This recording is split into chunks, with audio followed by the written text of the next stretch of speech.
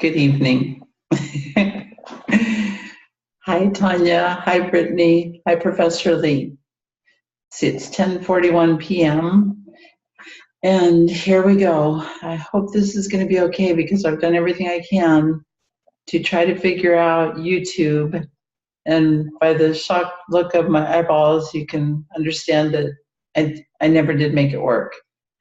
So I'm back to Zoom, which for whatever reason is very simple for me. And I'm, again, hoping that I can share this with you.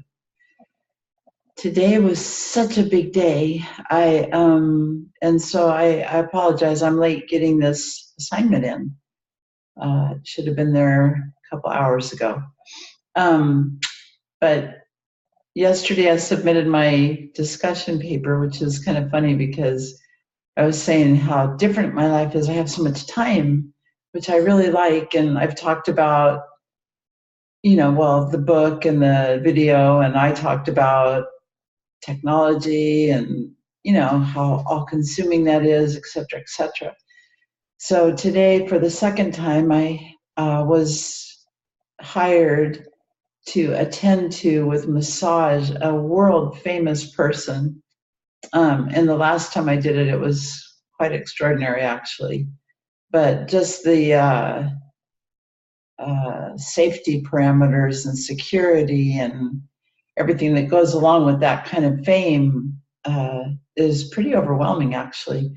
And so this particular world famous person is sequestered way out in the middle of nowhere, and it's quite a drive to get there. And once I get there, I have no internet, no technology, nothing. And so today was quite different. The last time I went, they put me up in a hotel for 4 days, which was really nice. Excuse me. And, I was able to do my homework. I was able to navigate my tech world. I was able to do everything right there. But today was entirely different. I ended up being in my car for 12 hours straight. And like I said, tonight it's 10:48 now, 10:43, thereabouts. And so it was an amazing experience, actually. I get paid for all my time. And all my time today was just being thoughtful and introspective and thinking about my paper, and then realizing or this particular video, and that I wouldn't be able to get it done in time, et cetera, et cetera. So anyway, they released me at 8:45 this evening. The massage never did get done. I'm basically just there on call so that if the world famous person decides they would like one, I'm there. But I'm on call to go back tomorrow. So I just wanted to give you a little fun intro to what a different day it was. It's an amazing thing to have no ability to access technology, none. So I couldn't work on anything with my studies, or I couldn't contact anybody. It was really quite beautiful, beautiful. So the purpose of this video, if I'm understanding it correctly, is we are supposed to be talking about our paper that we've written for our senior seminar class. And I wanted to start with what I wrote in one of my last discussions, was how I woke up a few years ago upon my mother's death and realized that my entire life was a lie. It wasn't what I thought it was by any stretch. I mean, it was amazing to come into that truth and information. And so what I mentioned in that discussion is what is the focus of my senior seminar paper. And actually, it brings me to the real focus of my paper is cognitive dissonance.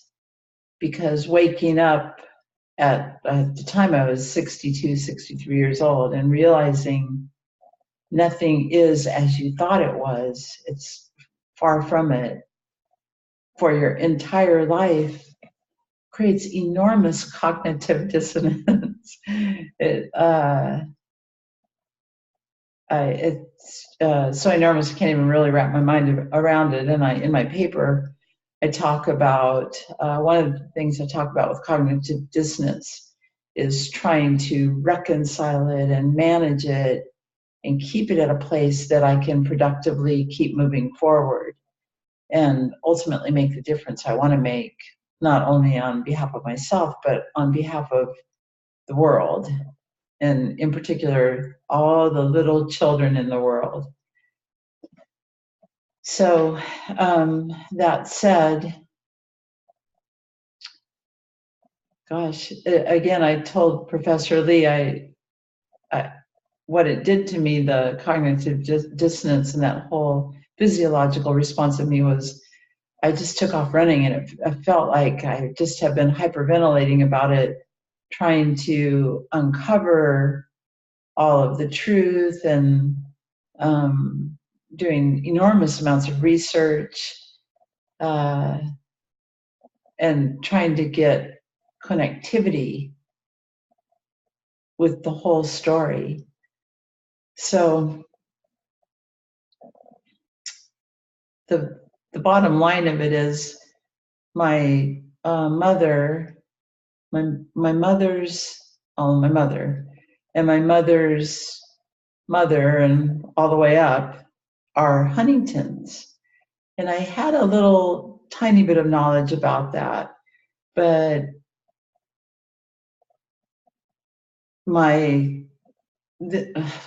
gosh, it's tough for me to put it all into words, but besides cognitive dissonance, another huge fact of my paper will be high functioning versus low functioning in families. And there will be collectivism and individualism and what creates high functioning families. And part of what creates high functioning families, number one, is knowing who you are, who you come from, family history, family lineage.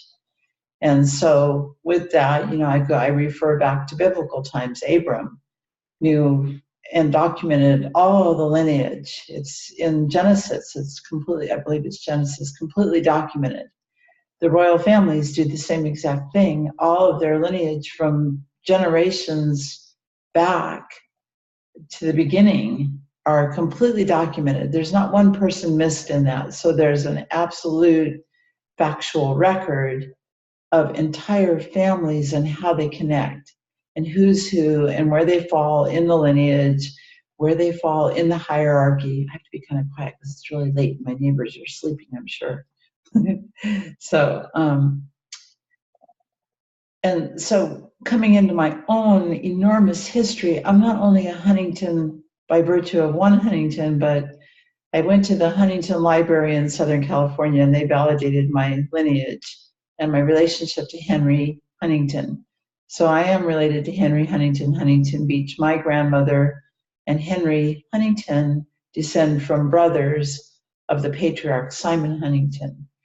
So then I wrote to the Huntington Family Association, and the secretary of that association wrote back, Charles Huntington, and he said, Dan, this is amazing. You're not just one Huntington, you descend from two Huntingtons because cousins married, which is very typical of the old day. In royal families and in old guard families and in old families, cousins did marry. And that was partly to keep the family line running. So here I am, a descendant of two Huntingtons, lived my whole life. And Samuel Huntington is the other one that I'm related to. Now, Samuel Huntington had no children, so I descend from his father. His father, Nathaniel Huntington, is of my grandfather line.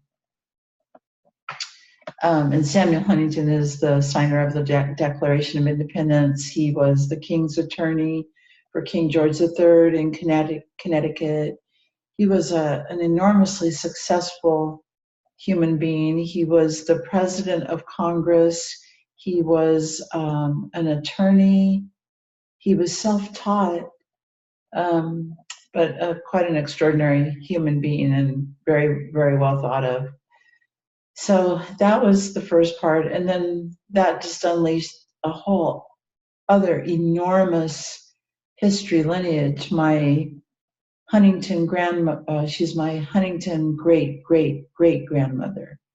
Caroline Cornelia Straight Huntington so my great-great-great-grandmother is second cousin to Queen Elizabeth's great-great-grandmother, who was Queen Victoria. So never knew that. Nope. Didn't know anything. And what I really want to prove with and then that opens up a whole gateway to royal lineage, royal relation, and I've done enormous amounts of research. And the fascinating thing, I'm going to go back to dysfunctional, low functioning, high functioning families. So my grandmother, who I love dearly, had a sister. And those two young women grew up, and my grandmother took a really long, hard, dark road. And a lot of times we don't see that coming. We make choices in marriage that don't live up to what we thought it would be. And so there was divorce, and then she remarried, and that was a horrible, horrible marriage. And then she married again, and we weren't supposed to know about that one, but we all did. And then she remarried again. And so she went down a very long, dark, hard road with all these marriages. The fascinating thing is in her final marriage, and I never knew anything about this, and I could have met this woman, but her husband, my only grandfather I ever knew, my mom was pregnant with me when my grandmother married him, was the grandnephew of Pearl Mesta. And Pearl Mesta was ambassador to Luxembourg. I think she was appointed in 1949 through 53 by President Truman, who was her very, very good friend. And my grandfather was her heir apparent golden boy. And somewhere along the line, he estranged himself from her. If you look up Pearl Mesta, Perle, you'll see what an icon she was. She was just a fascinating person. I would have given anything to have met her, and I could have, but I never knew about her. Nothing. Because he estranged himself and forbade his wife, my grandmother, from ever connecting with her. Although they did. They had lunch in Los Angeles. She invited my grandmother, and she took my mom and my great-grandmother, and they snuck down to LA and had lunch with her. But then I want to go to the high functioning, which is my great aunt. And my great aunt stayed with her Huntington heritage. Her family and my grandmother and my family were rather estranged from my great aunt. So I never had any real relationship with her at all. She actually applied to and was accepted at USC in 1923. The roads were so bad, she ended up transferring to UCLA, and then she married, graduated Northwestern. She's still touted in the Chicago Tribune for her contributions to Elmhurst School District when she implemented Spanish-speaking language program into 6 of Elmhurst School District's schools. And she would go personally and teach those. And Chicago Tribune, you can look her up, it's Charlotte Huntington Stevens. But her contributions were quite enormous and way ahead of the time in that she was, introducing Spanish-speaking language programs. So she raised her family accordingly. They knew their history, their lineage. One of the ways I found out a whole lot of what I've come into is she wrote a book, and I found that in my mother's belongings in its entirety, because I had part of the book, but I didn't have the whole book, and now I do. So my ultimate plan, I'm getting close to time here, I want to create a universal template for every little child starting in preschool, and this will go through their entire academic journey. And that is that in their first year in preschool, they will have a little academic chart, a lineage chart, and they will, if all they know is their mom and their dad, they'll put their mom and their dad in there. And if they know more, they'll put more in there. And the next year, the academic template will match their grade level, and they'll actually fill in that whole chart for that year. And each year, their chart, it will raise to their academic level all the way through school. So by the time they get through school, if they never had anything to begin with, they very well will. And my main premise and point about that is, lineage history isn't about station or prestige or wealth or affluence or any of that, really. The power of it is knowing who you are and who you come from. And if your family, if your little nuclear family like mine was, happens to be extremely dysfunctional and the entire family is trapped in that cycle of dysfunction and there doesn't seem to be any way out, had I known my lineage, had I been aware of my connectivity, I might very well have felt able to reach out to my great aunt. And same thing for any other little child who's struggling in their nuclear family and not having anybody to turn to. If they have a broader scope and picture of their lineage, I believe that will empower them to reach out for the help that they need. And on a final note, my best friend for life, Maria Diaz, and we're really sisters, and I grew up in her household because my family felt so disconnected. I never felt any roots or culture, and I think that's why I was so attracted to Maria's family, their Mexican household. And so recently we were talking, here we are in our 60s, and I said, Mana, here's the thing. I said, your parents immigrated from Mexico to America. They had nothing, not one thing. And they came over here and but I said, this is what they did have. I said, your parents knew their race, their culture, their religion. They knew their country. They probably had a good idea about their ancestry. I said, here's the most fascinating thing of all is I'm a white person born in America. My family, generations have been here in America. And we didn't know our country of origin.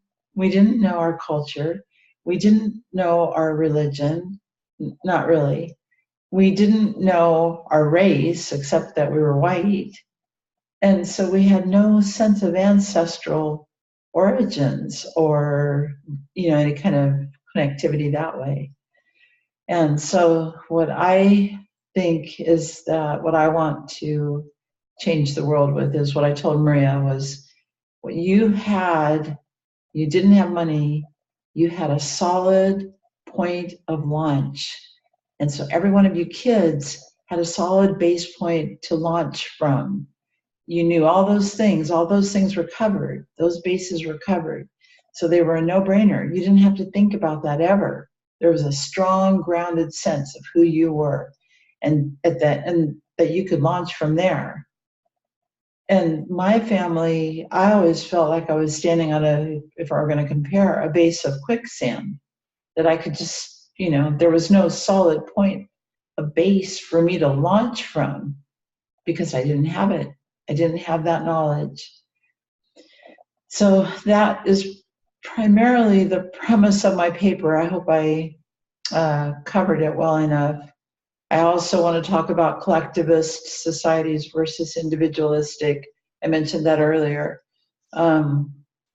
because I am fascinated with how that is. Individualism is always the individual first. That's what we have here in America. So it's the individual first and everything after. And in collectivism societies, it's always the family first. And, everybody works together in that. So I don't know that one's absolutely better than the other, but I'm fascinated by the thought that they could somehow, some way be merged and create healthier societies with all these things coming together. So that's my goal. That's my paper. Thank you for listening. This is Zoom, So I'm hoping this will work and that Professor Lee will accept it. If not, well, I'll go to bed and sleep on it. I won't jump off the bridge yet. All right. Good night, everybody. I